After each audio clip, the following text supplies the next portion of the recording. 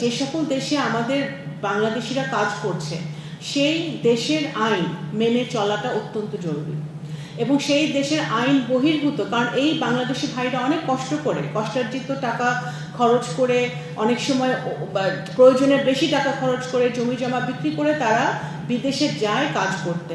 যখন আরব আমিরাতে কোনো আইন ভঙ্গ করে তারা, ফেসবুকে লেখালেখি করে হোক বা অন্য কোনোভাবে হোক, তখন কিন্তু ওদের আইন অনুযায়ী তারা ব্যবস্থা নেবে এবং তখন বাংলাদেশ সরকার সচেষ্ট আছে, তারপরেও কিন্তু আমাদের জন্য কঠিন হয়ে যায় ওই ব্যাপারটাকে ঠিক করা। সুতরাং এটা কিন্তু আমাদের বাংলাদেশি এই আজকের এই প্রেস ব্রিফিং থেকে আমরা একটা বার্তা দিতে চাই যে দয়া করে আপনারা আইন বহির্ভূত কোনো কাজ করা থেকে বিরত থাকবেন। দ্বিতীয়ত হচ্ছে এই যে 626 জন, তার মধ্যে 417 জনের যে ডাটা, যে লিস্ট আমাদের কাছে আছে, সেই 417 জন যে অটো ক্যান্সেল হয়েছে সেটা ভিসা রিনিউয়ালের জন্য আমরা আবার পাঠিয়েছি। 417 জনকে আমরা ইতিমধ্যে পাঠিয়েছি, বাকিগুলো পর্যায়ক্রমে আমরা পাঠাচ্ছি আরব আমিরাতের সরকারের কাছে ভিসাটা রিনিউ করার জন্য, যে কেন কি কারণে তাদের অটো ক্যান্সেল হলো। এবং একই সাথে যে সকল কোম্পানিতে বা তারা কাজ করছে তাদের সাথে আমাদের দূতাবাস যোগাযোগ করছে যে যদি কোম্পানির কারণে তারা চাকরিচ্যুত হয়ে থাকে বা চাকরিচ্যুত হওয়ার কারণে যদি তাদের ভিসা ক্যান্সেলেশন হয়ে থাকে, সেক্ষেত্রে এমপ্লয়ার বা কোম্পানিরও কিছু দায় দায়িত্ব আছে। সেই জায়গাটা থেকে আমাদের দূতাবাস তালিকা ধরে ওই এমপ্লয়ারদের সাথে যোগাযোগ করে ওখানেও কোনো সমাধানের পথ খুঁজে পাওয়া যায় নাকি সেটা দেখবে। ইতিমধ্যে আমাদের অ্যাম্বাসেডর যে আবুধাবি এবং দুবাইতে আছে, তারা আরব আমিরাতের সরকারের সাথে যোগাযোগ করেছে এই সপ্তাহে। আজকে তো বৃহস্পতিবার, এই আগামী সপ্তাহে তাদের আলোচনা চলছে এবং আগামী সপ্তাহে মিটিংও আছে। আমরা আশা করছি একটা পজিটিভ রেজাল্ট আমরা পাবো।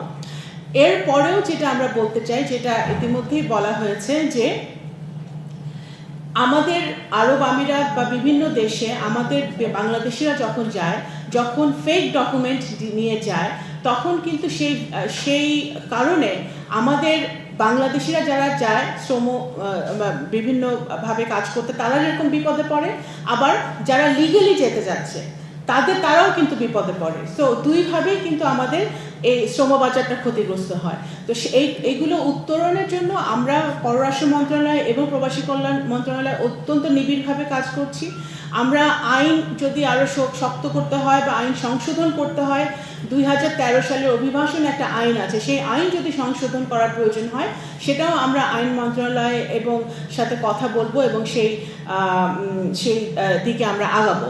মাননীয় প্রধানমন্ত্রী অত্যন্ত সচেষ্ট আছেন। উনি গতকালকে আমাদের সাথে কথা বলেছেন, উনি আমাদের আরব আমিরাতে আমাদের অ্যাম্বাসেডর আছে, ওনার সাথে কথা বলেছেন। প্রকৃত চিত্রটি উনি জানতে চেয়েছেন, উনি জেনেছেন এবং এটা প্রতিকার করার উনি নির্দেশ দিয়েছেন।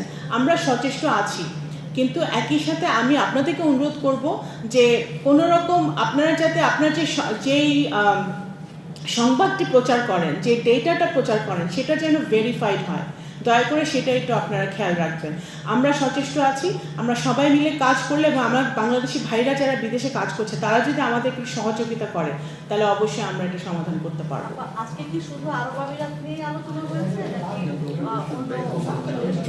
আমাদের আরব আমিরাত যেহেতু এখন একটা বার্নিং ইস্যু অটো ক্যান্সেলটা, এটা অবশ্যই আমাদের প্রাইমারি এজেন্ডা ছিল আলোচনার। আমরা সার্বিকভাবে আমাদের যেই ভিসার যে সমস্যাগুলো হচ্ছে সেই সমস্যা নিয়ে আমরা আলাপ করেছি এবং সেই ক্ষেত্রে আমরা দেখেছি যে আমাদের প্রবাসী কল্যাণ এটা নিয়ে কাজ করছে যে অভিবাসন ব্যয়টা আমরা কিভাবে কমাতে পারছি। একই শ্রমিক নেপাল বা অন্য দেশ থেকে 3 লাখ 4 লাখ টাকায় যাচ্ছে, কিন্তু আমাদের দেশে অনেক বেশি টাকা লাগছে। এই অভিবাসন ব্যয়টা কমানোর জন্য অলরেডি প্রবাসী কল্যাণ মন্ত্রণালয় উদ্যোগ নিয়েছে এবং কোনোভাবেই যাতে কোনো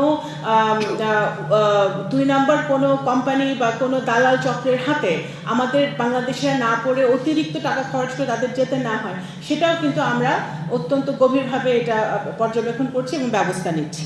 আইনগুলো সংশোধনের দিকে আমরা আগাচ্ছি এবং ওই আরব আমিরাতের সরকারের সাথে আমরা কথা বলছি এবং যেই সকল কোম্পানিতে আমাদের শ্রমিকরা চাকরি করছে সেই কোম্পানিগুলোর সাথে আমরা কথা বলছি এটা প্রতিকার করার।